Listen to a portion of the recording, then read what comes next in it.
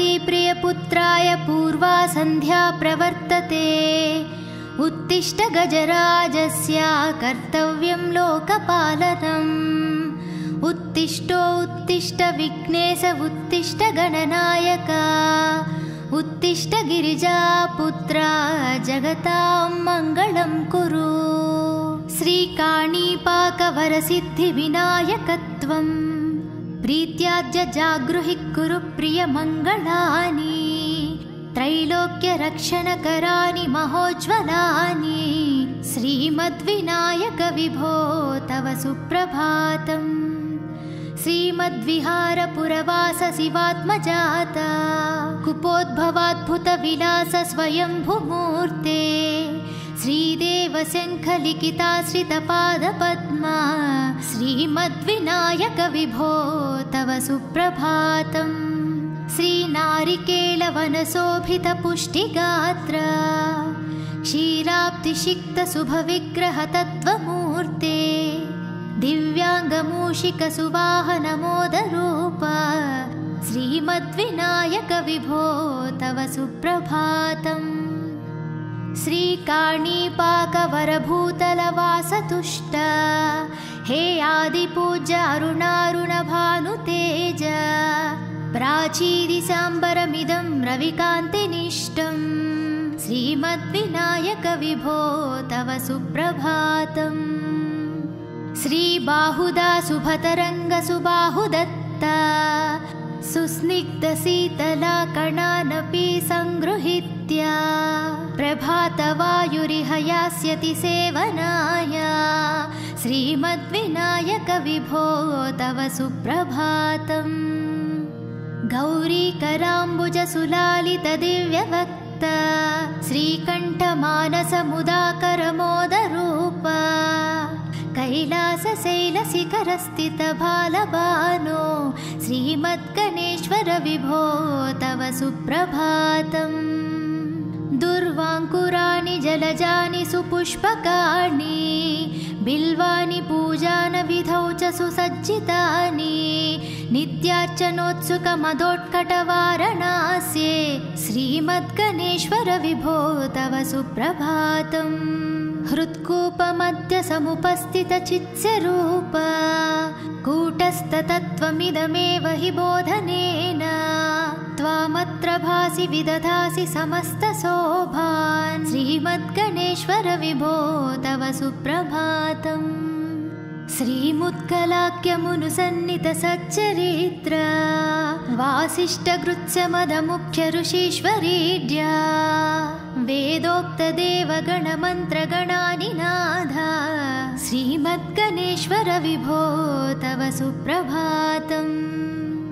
ऋग्वेदकीर्तितगणाधिपजैष्ठराजा त्वं ब्राह्मणस्पतिरतिप्रकटीकृतोऽसि।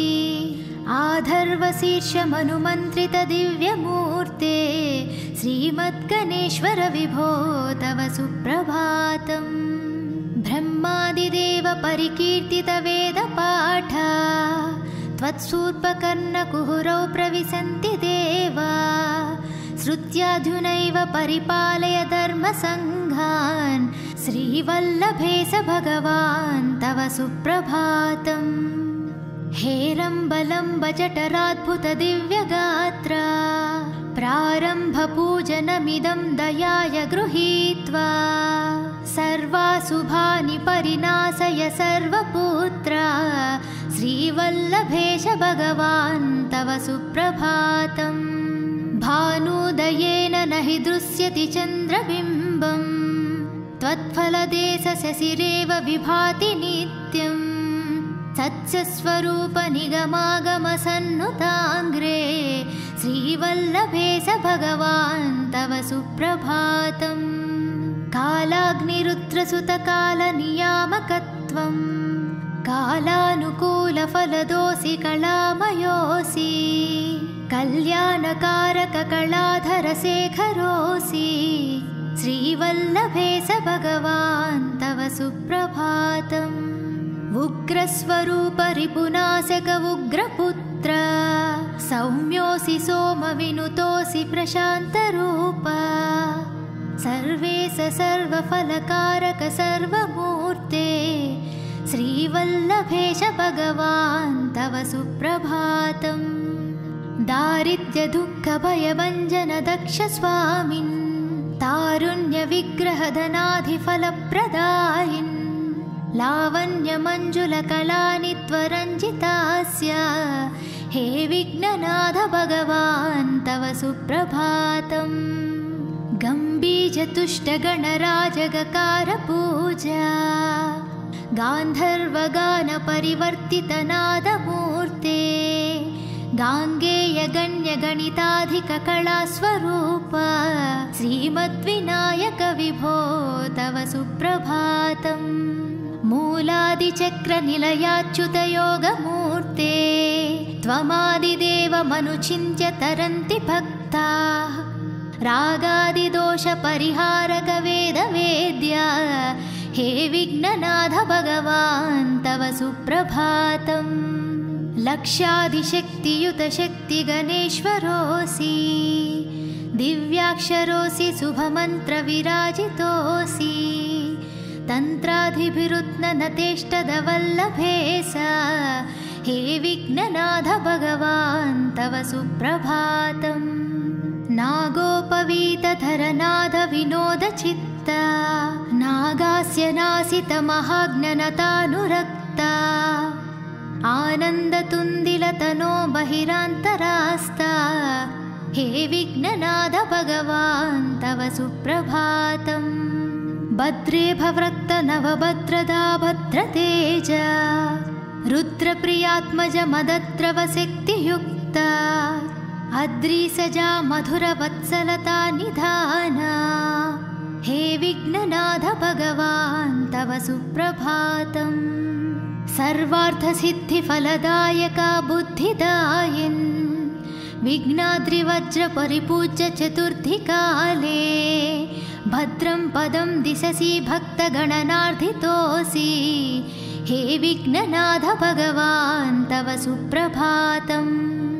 बालादिभव्यबहुरूपधरोऽसि देव चिन्तामणिस्त्वमसि सर्वः फलप्रदोऽसि त्वन्नाम दिव्यमणिरस्ति जगत्तिताय हे विघ्ननाथ भगवान् तव सुप्रभातम्। हे काणिपाकगणराट् तव सुप्रभातम्। ये मानवान् प्रतिदिनं प्रपठन्ति भक्त्या तानेकविसन्ति कुलान् परिपालय त्वम् इदन्ति वदन्ति विबोधः करुणार्धचित्ता।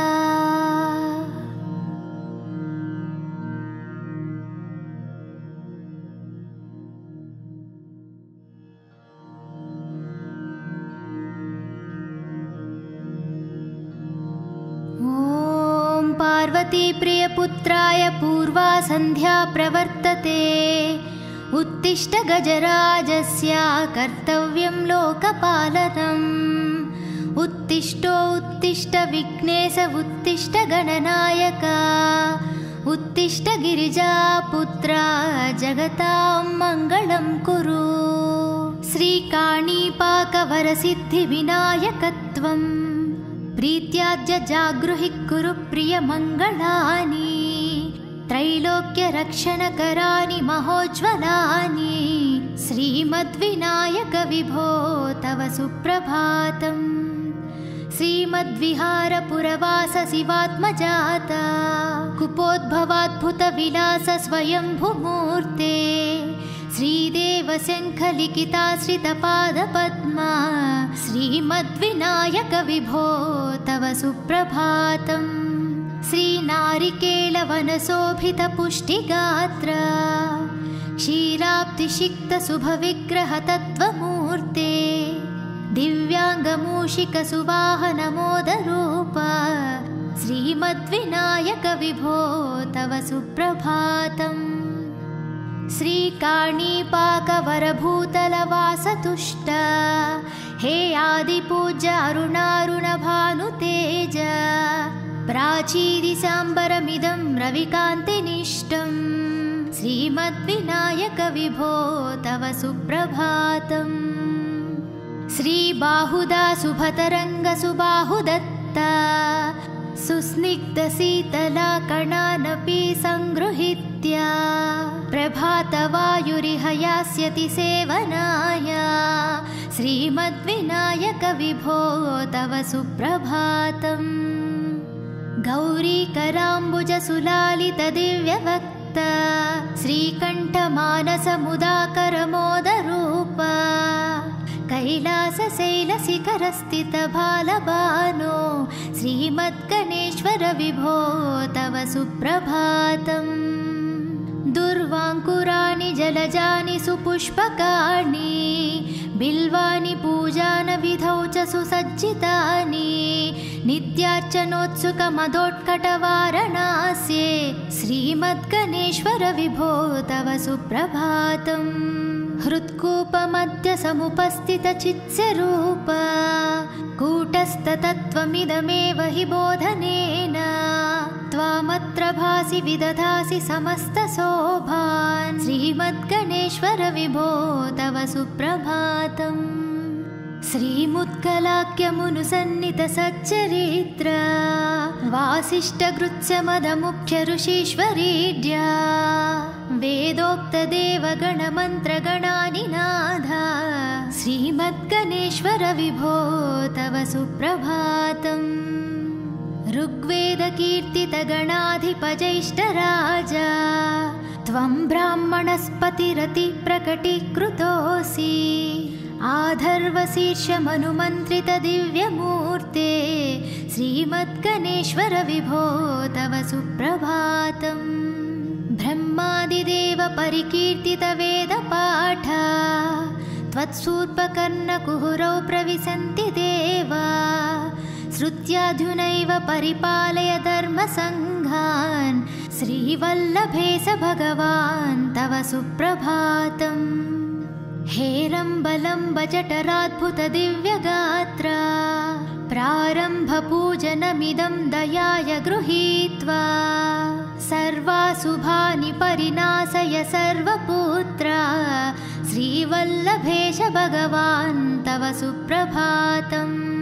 भानुदयेन न हि दृश्यति चन्द्रबिम्बम् त्वत्फलदेशशशिरेव विभाति नित्यम् सत्स्वरूप निगमागमसन्नुताङ्ग्रे श्रीवल्लभेश भगवान् तव सुप्रभातम्। कालाग्निरुद्रसुतकालनियामकत्वं कालानुकूलफलदोऽसि कलामयोऽसि कल्याणकारककलाधरशेखरोऽसि श्रीवल्लभेश भगवान् तव सुप्रभातम्। उग्रस्वरूप रिपुनाशक उग्रपुत्र सौम्योऽसि सोमविनुतोऽसि प्रशान्तरूप सर्वेश सर्वफलकारक सर्वमूर्ते श्रीवल्लभेश भगवान् तव सुप्रभातम्। दारिद्र्यदुःखभयभञ्जन दक्ष स्वामिन् तारुण्यविग्रहधनाधिफलप्रदायिन् लावण्यमञ्जुलकलानि त्वरञ्जितास्य हे विघ्ननाथ भगवान् तव सुप्रभातम्। गम्भीरतुष्टगणराजगकारपूजा गान्धर्वगानपरिवर्तितनादमूर्ते गाङ्गेयगण्यगणिताधिककलास्वरूप श्रीमद्विनायक विभो तव सुप्रभातम्। मूलादिचक्रनिलयाच्युतयोगमूर्ते त्वमादिदेवमनुचिन्त्य तरन्ति भक्ताः रागादिदोषपरिहारक वेदवेद्या हे विघ्ननाथ भगवान् तव सुप्रभातम्। लक्षादिशक्तियुतशक्तिगणेश्वरोऽसि दिव्याक्षरोऽसि शुभमन्त्रविराजितोऽसि तन्त्राधिभिरुत्ननतेष्टदवल्लभेश हे विघ्ननाथ भगवान् तव सुप्रभातम्।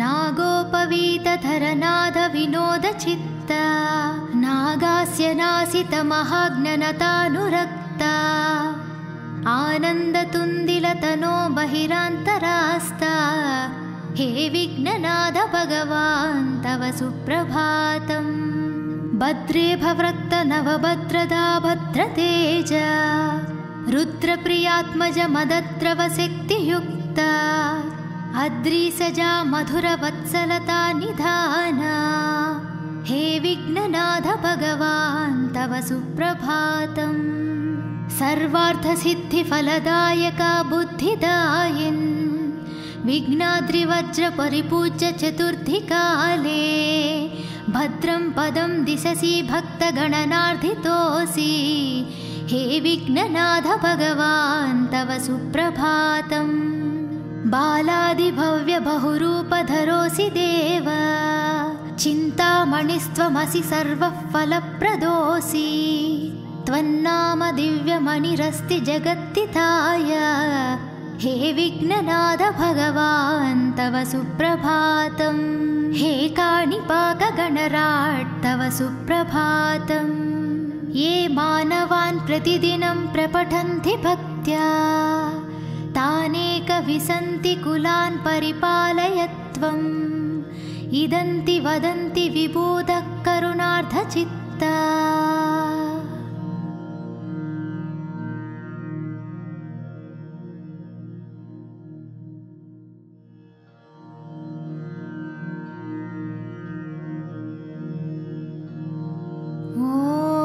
पार्वती प्रियपुत्राय पूर्वा संध्या प्रवर्तते उत्तिष्ठ गजराजस्य कर्तव्यं लोकपालनम् उत्तिष्ठो उत्तिष्ठ विघ्नेश उत्तिष्ठ गणनायक उत्तिष्ठ गिरिजापुत्रा जगतां मङ्गलं कुरु श्रीकाणीपाकवरसिद्धिविनायकत्वम् प्रीत्याद्य जागृहि कुरु प्रियमङ्गलानि त्रैलोक्यरक्षणकराणि महोज्ज्वलानि श्रीमद्विनायक विभो तव सुप्रभातम् श्रीमद्विहारपुरवास शिवात्मजाता कुपोद्भवाद्भुतविलास स्वयंभुमूर्ते श्रीदेव शङ्खलिखिताश्रितपादपद्मा श्रीमद्विनायक विभो तव सुप्रभातम्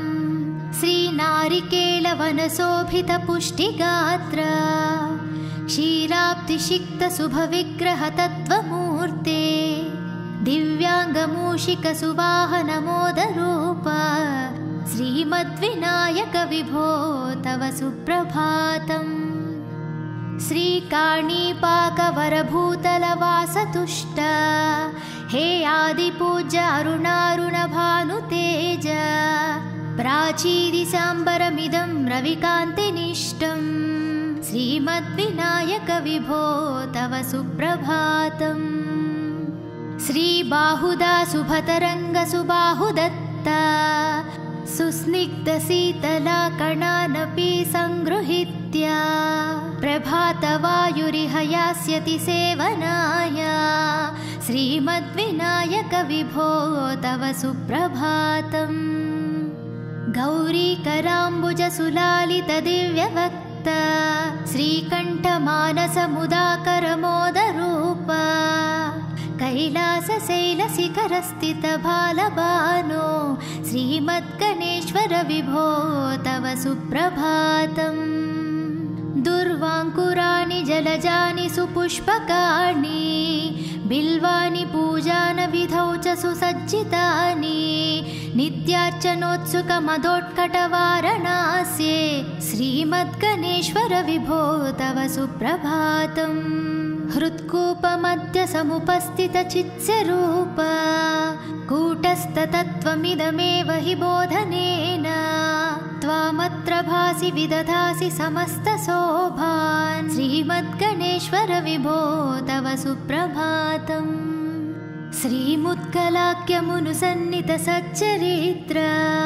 वासिष्ठगृत्समदमुख्य ऋषीश्वरीड्या वेदोक्तदेवगणमन्त्रगणानिनाद श्रीमद्गणेश्वर विभो तव सुप्रभातम् ऋग्वेदकीर्तितगणाधिपजैष्ठराजा त्वं ब्राह्मणस्पतिरति प्रकटीकृतोऽसि आधर्वशीर्षमनुमन्त्रित दिव्यमूर्ते श्रीमद्गणेश्वर विभो तव सुप्रभातम् ब्रह्मादिदेव परिकीर्तित वेदपाठा त्वत्सूर्पकर्णकुहरौ प्रविशन्ति देवा श्रुत्याधुनैव परिपालय धर्मसङ्घान् श्रीवल्लभेश भगवान् तव सुप्रभातम् हेरम्बलम्ब जठराद्भुत दिव्यगात्रा प्रारम्भपूजनमिदं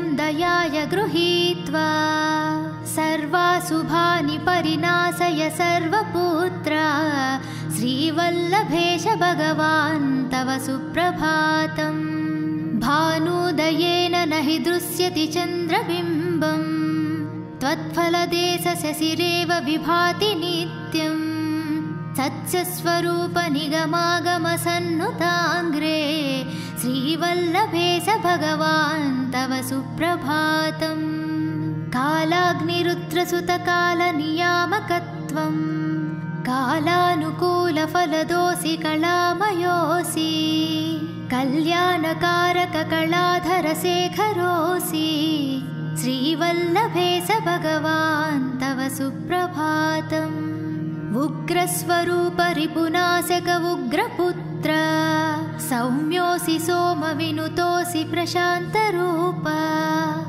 सर्वेश सर्वफलकारक सर्वमूर्ते श्रीवल्लभेश भगवान् तव सुप्रभातम् दारिद्र्य दुःख भयभञ्जन दक्ष स्वामिन् तारुण्य विग्रह धनाधिफलप्रदायिन् लावण्य मंजुल कलानि त्वरञ्जितास्य हे विघ्ननाथ भगवान् तव सुप्रभातम् गम्भीरतुष्ट गणराजगकार पूजा गान्धर्वगान परिवर्तित नादमूर्ते गाङ्गेय गण्य गणिताधिक कलास्वरूप श्रीमद्विनायक विभो तव सुप्रभातम् मूलादिचक्र निलयाच्युत योगमूर्ते त्वमादिदेवमनुचिन्त्य तरन्ति भक्ताः रागादिदोष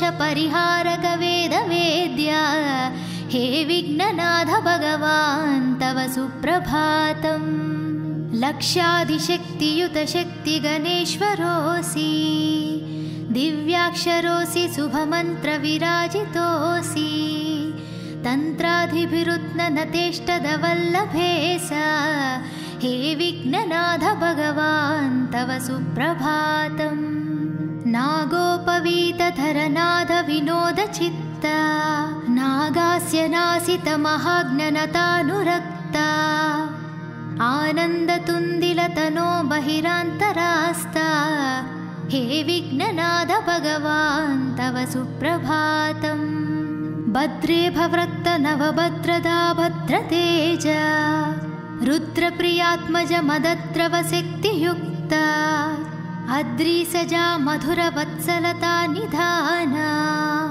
हे विघ्ननाथ भगवान् तव सुप्रभातम् सर्वार्थसिद्धिफलदायका बुद्धिदायिन् विघ्नाद्रिवज्र परिपूज्य चतुर्थीकाले भद्रं पदं दिशसि भक्तगणनार्धितोऽसि हे विघ्ननाथ भगवान् तव सुप्रभातम् बालादिभव्य बहुरूपधरोऽसि देव चिन्तामणिस्त्वमसि सर्वफलप्रदोऽसि त्वन्नाम दिव्यमणिरस्ति जगत्तिताय हे विघ्ननाथ भगवान् तव सुप्रभातम् हे काणिपाकगणराट् तव सुप्रभातम् ये मानवान् प्रतिदिनं प्रपठन्ति भक्त्या तानेकविसन्ति कुलान् परिपालय त्वम् इदन्ति वदन्ति विबोधः करुणार्धचित्ता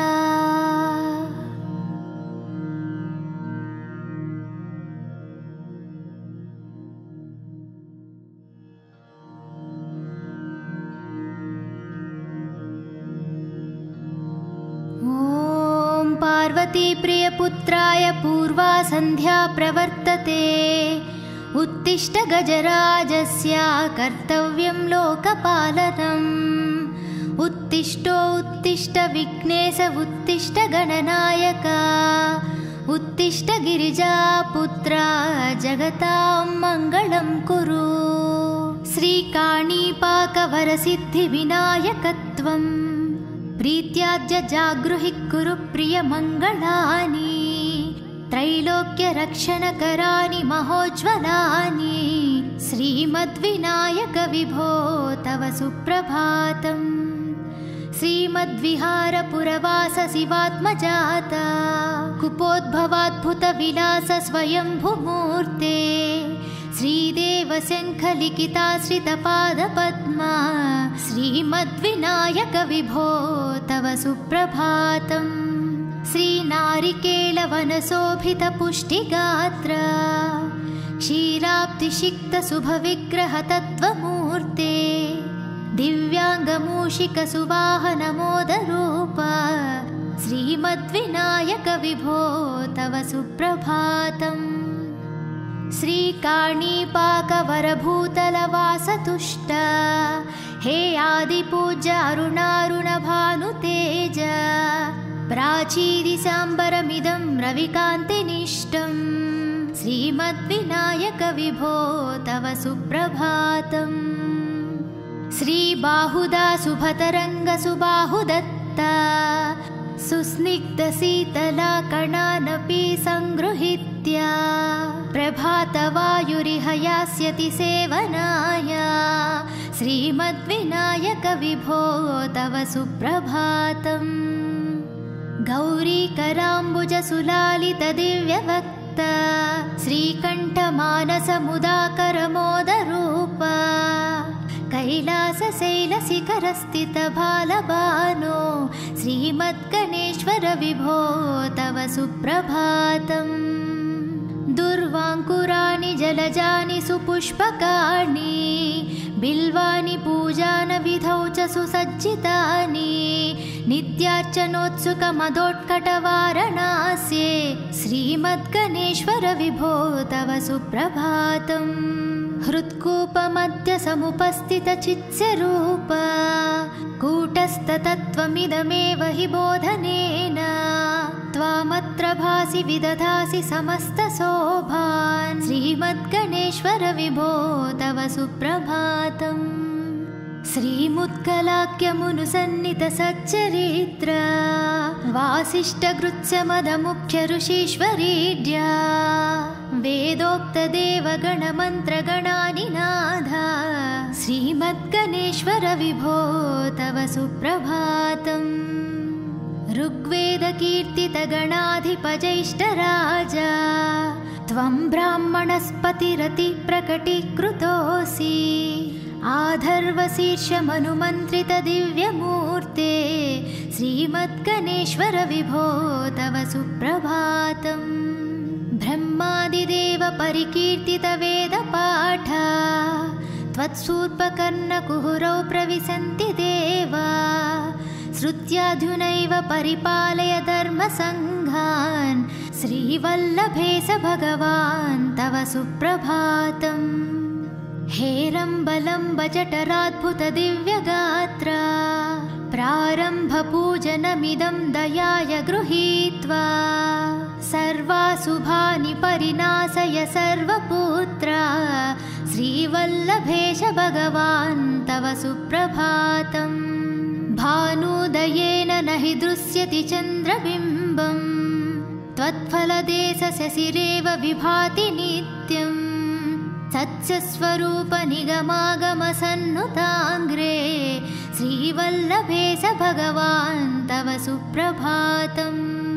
कालाग्निरुद्रसुतकालनियामकत्वं कालानुकूलफलदोषि कलामयोऽसि कल्याणकारककलाधरशेखरोऽसि श्रीवल्लभेश भगवान् तव सुप्रभातम्। उग्रस्वरूप रिपुनाशक उग्रपुत्र सौम्योऽसि सोमविनुतोऽसि प्रशान्तरूप सर्वेश सर्वफलकारक सर्वमूर्ते श्रीवल्लभेश भगवान् तव सुप्रभातम्। दारिद्र्यदुःखभयभञ्जन दक्ष स्वामिन् तारुण्यविग्रहधनाधिफलप्रदायिन् लावण्यमञ्जुलकलानि त्वरञ्जितास्य हे विघ्ननाथ भगवान् तव सुप्रभातम्। गम्भीरतुष्टगणराजगकारपूजा गान्धर्वगानपरिवर्तितनादमूर्ते गाङ्गेयगण्यगणिताधिककलास्वरूप श्रीमद्विनायक विभो तव सुप्रभातम्। मूलादिचक्रनिलयाच्युतयोगमूर्ते त्वमादिदेवमनुचिन्त्य तरन्ति भक्ताः रागादिदोषपरिहारक वेदवेद्या हे विघ्ननाथ भगवान् तव सुप्रभातम्।